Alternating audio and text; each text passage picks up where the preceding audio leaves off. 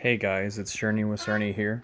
I haven't done a stock related video in a long time, and I thought I'd just give you guys a quick little update on what I've been doing and on my account. So before I get into the account, the reason why I haven't been making any videos is because I've really put no more money into the account.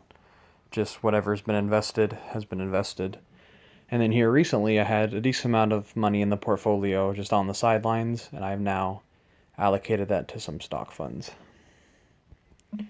But I work at Subway now.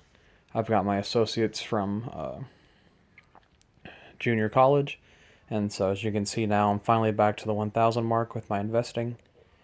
I'll show you my top 10 stock ideas for the future to have long-term holds, but at the moment, this is my account.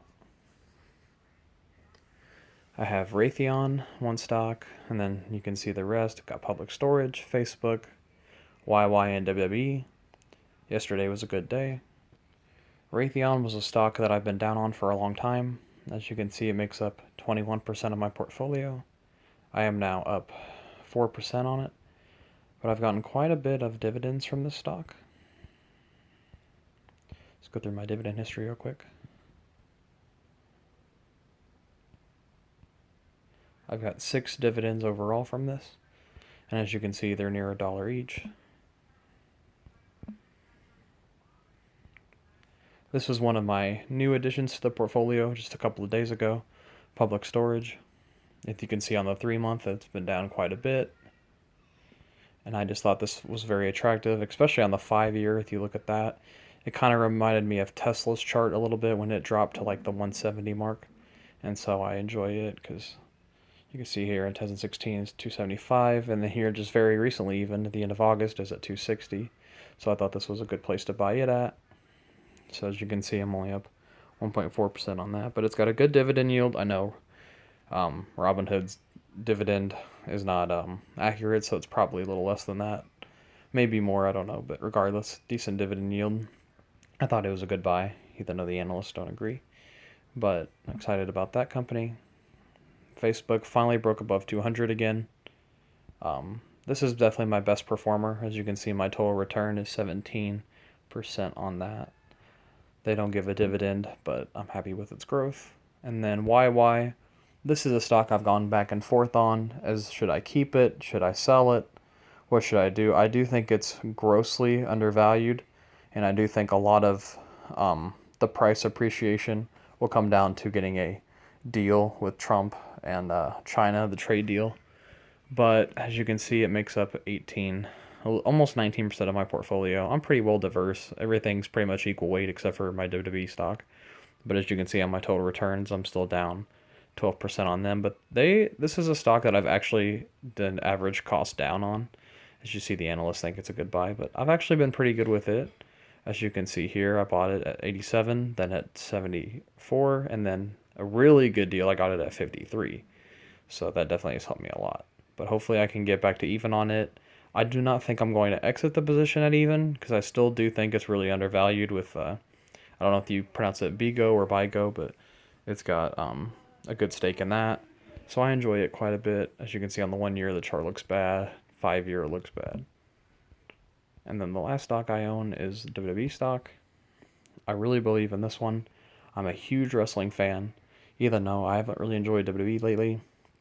The last week or so have been really nice. Survivor Series just happened, and they've been showcasing NXT, which, if you don't know, is the third brand apart from Raw or SmackDown, which even non-wrestling fans will probably have heard of those. And they do decent numbers. They're also on the USA Network along with Raw, and they about average 750,000 viewers an episode. So I enjoy them. For the first few weeks they were on there, they were in the million mark, but I'm up 4% on them, and they make up 12.5% of my portfolio. I bought 2 shares. They're pretty close together when I bought them. Let's see when I did that real quick. Yeah, they were just a week of each other. And if you look at the 1-year on it, it's down a little bit. But this 5-year chart, you can see it rose huge. I looked at it when it was at this mark, and I should have got it. I'm so mad that I didn't, because I knew that their TV deals were expiring and that the Fox contract was a possibility. I just missed that humongous rise. But as you can see, it went from this like $100 mark down to the 60s, low 60s, got to the 100 mark again, and now as you can see it's at 60. So I'm just banking on it going back to all-time highs. And I thought that was an okay thing to do because, first of all, I know the company, so even if it does fall quite a bit from these levels, I will just cost average down and hold it for a long time. Now, this is a company I don't think I will hold long term. I did buy it just because, in my opinion, it's on sale and it's a good buy. But once that gets to the $100 mark, that's my exit strategy for them. Um, Public storage, I plan on keeping for a long time. Facebook, YY, when I feel like it's no longer undervalued, I will sell it. That'll probably be when it doubles. And then Raytheon, I go back and forth on, but I kind of think I'll get rid of it. I do want to have a military stock in my portfolio, but with the merger with them and United Technologies, I don't think I'm going to keep them. I really liked Raytheon because they had very little debt, but because of that merger, that's gonna obviously they're gonna take on their debt, and so I think in the future, instead of having Raytheon there, I'll probably replace them with Boeing.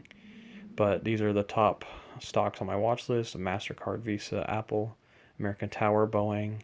Some of these I'm looking at: Starbucks, Realty Income.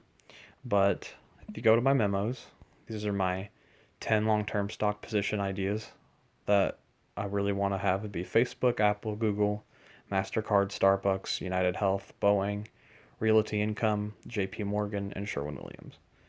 I want these for different reasons. Facebook, Apple, Google, they're in the tech space. Mastercard, they're in financials. Credit card debt's a huge issue. Starbucks, I do want a company with a lot of money on its balance sheet, high profitability, and in the food space, and they fit all those boxes. Check them all off. United Health, I want something in healthcare, biotech, and they help me in that space. Boeing would fit the aerospace and military, so I would like them. And then Realty Income, I definitely want some REITs, and so I enjoy them. I think I'll get them. They have good dividend yield. The stock appreciation is really good for them. JP Morgan, same thing with them. When it comes to their financials, like comparing with Starbucks, they have a lot of money and assets. They're in the $1 trillion mark with as far as assets. I do want something in the banking space, and they also do mess with credit cards just like MasterCard. And then last but not least, it would be Sherwin-Williams, who are in basic materials.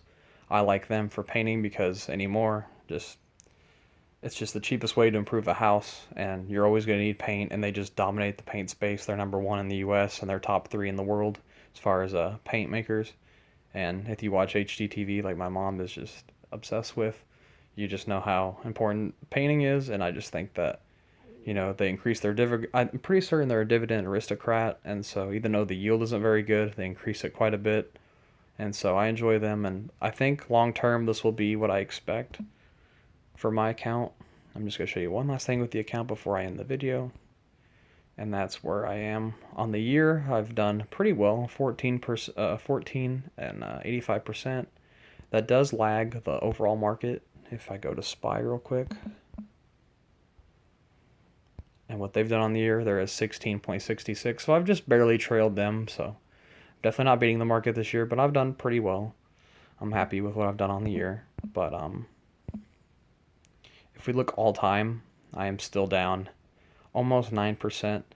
But I'm happy that I stayed in and I didn't just, cash out, because at one point I was really bad. Let's see here. Yeah, under $800. I was down 28% on this portfolio. So thank God I did not sell near Christmas last year, and we've had a good rebound since then. So, but the reason I'm making this video is I do plan on actually allocating more funds to this now that I'm working.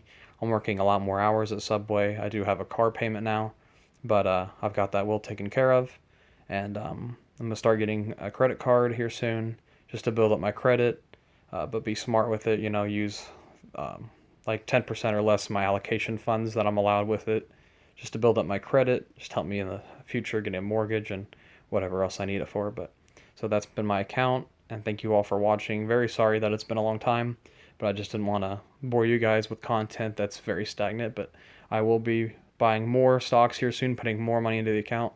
So thank you very much. Have a great day.